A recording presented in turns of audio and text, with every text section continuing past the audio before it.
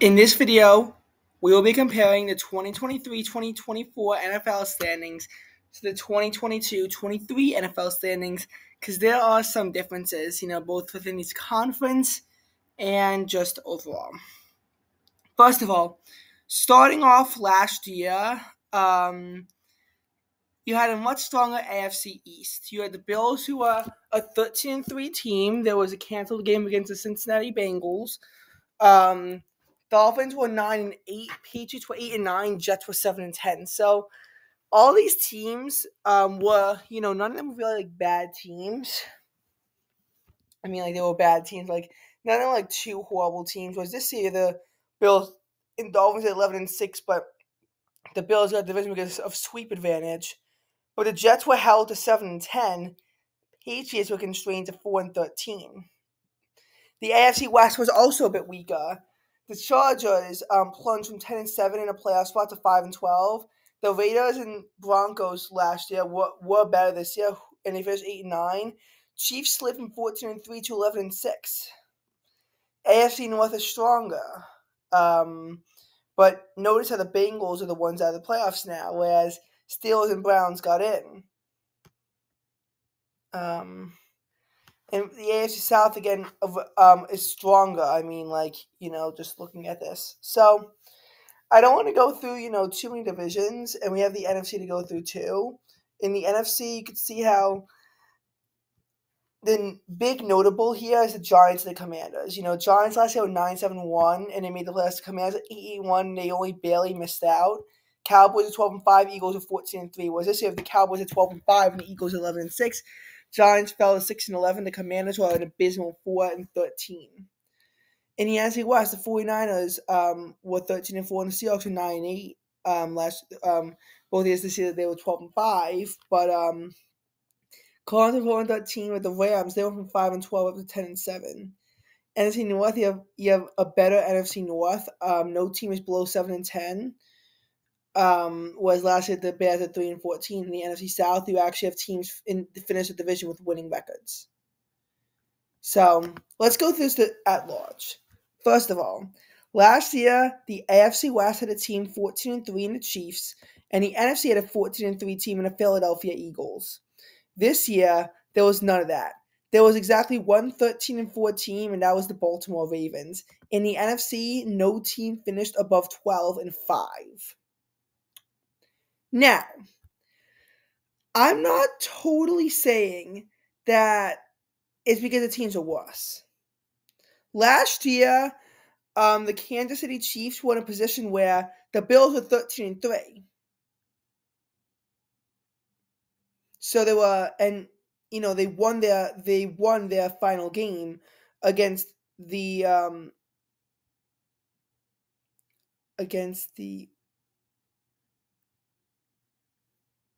have to go all the way up. They won the final game against the New England Patriots. So you could see there that last year the Bills, they won their game. Now the Chiefs were 13-3 heading into the week. If they had lost, it would be 13-4, and they wouldn't have gotten a division. So they had to actually win that game against the Raiders, which they took care of business there. But they had to win, and even then, even though the Chiefs got the 1 seed, there's an asterisk next to it. Because the Bills game against the Bengals was canceled, as you can see right there, it was canceled. Because of the cancellation, that meant that in order to compromise them, the Bills beat the Chiefs head-to-head in 2022. I'll show you the proof right now. Bills versus Chiefs 2022.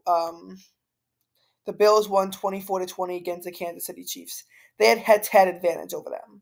So the thought process was that because the Bills' record, whether or not they were 13-4 or 14-3, could never be known, the thought process was, if they both reached the AFC Championship game, which didn't happen, have the game in Atlanta, because it would guarantee neutrality. Also, the Chiefs had to win to stave off the Bengals, because if they had lost, the Bengals beat the Chiefs head-to-head last year.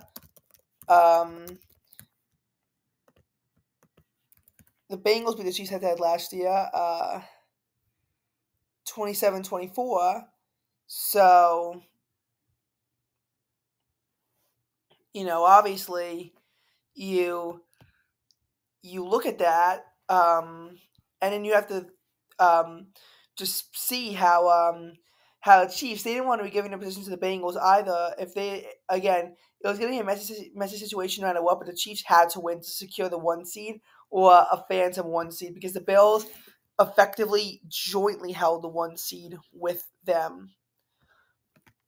And in the NFC, the Philadelphia Eagles still had to secure the division, so they had to get a win over the Giants to get the 1 seed, which they took care of business. Now, they still would have gone the NFC East had it not happened because the Cowboys embarrassingly choked to the Commanders last year, but they would not have gotten a 1 seed had they lost. The 49ers last year, they just blew out the Cardinals in Week 18. So they would not have gotten that. So, again, at 13-4, the Eagles could not secure the 1 seed because 49ers, they would have had a better conference record than them. You had the Vikings, but no matter what, they couldn't get it, the 1 seed, because, just because if the Eagles have a better conference record than them, even in a loss, whereas or some kind of better tiebreaker, and the Minnesota Vikings, if the Cowboys had won the division, they couldn't have gotten it either. But again, multiple 13-win teams last year. This year, only 1. Now, to be fair to the Ravens had no reason to win the game that they lost right here. They had no reason to win. They secured the 1 seed. So 14-3 or 13-4, it didn't matter. In the NFC this year, the 49ers, they had no reason to win this game that they lost right here. Because 13-4 or 12-5, they would have gotten it. They had head-to-head over the Cowboys, and they had a better conference record to the Lions, who also joined them in finishing 12-5. In the AFC, the second best team, the Bills, were 11-6. But notice how it's more crowded. Last year, in the AFC, the Miami Dolphins are 9-8 and they clinch a playoff spot. The Steelers, who were also 9-8, all left out. And the 9-8 Jaguars are able to win the AFC South. This year, if you're 9-8, you weren't making the playoffs. The 9-8 Jaguars, the 9-8 Colts, and the 9-8 Bengals, they all missed out on the playoffs. You had to be 10-7. And we had a lot of teams in this 11-6 logjam and this 10-7 logjam. So even though the best record was only 13-4, it didn't matter. This almost reminds me actually of 2021-2022, where the best teams, the Titans and Chiefs, were both 12-5, yet the 9-7-1 Steelers is where the line was drawn. The 9-8 Colts, the 9-8 Dolphins, and the 9-8 Chargers, they were all left out. Difference is, though, 9-7-1. This year it was 10-7. And again, another notable difference. Last year, ties. Look at the Colts and the Texans. Look at the Giants and the Commanders. This year, there were no ties for the entire year. Nada.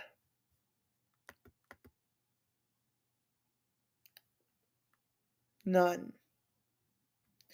And in the NFC, 9-8 was good enough for the Packers to make the playoffs and the Buccaneers to win a division, but the Saints and the Seahawks were left out at 9-8. Whereas last year in the NFC, 9-8, again, good enough for the Seahawks, not good enough for the Lions. And notice how, again, the 8-9 Buccaneers slip in there.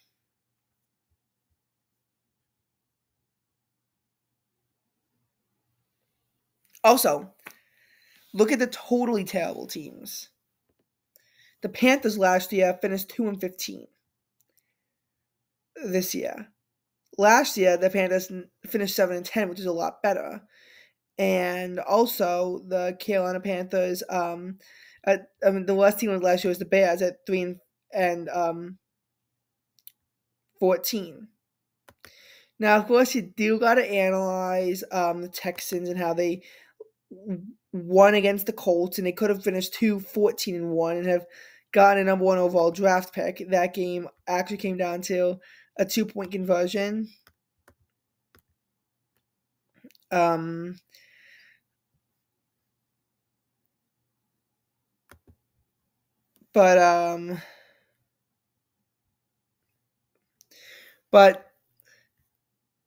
the next worst teams, they're 4-13 in the Cardinals, in the Commanders, and in the Patriots. So even on that front, ooh.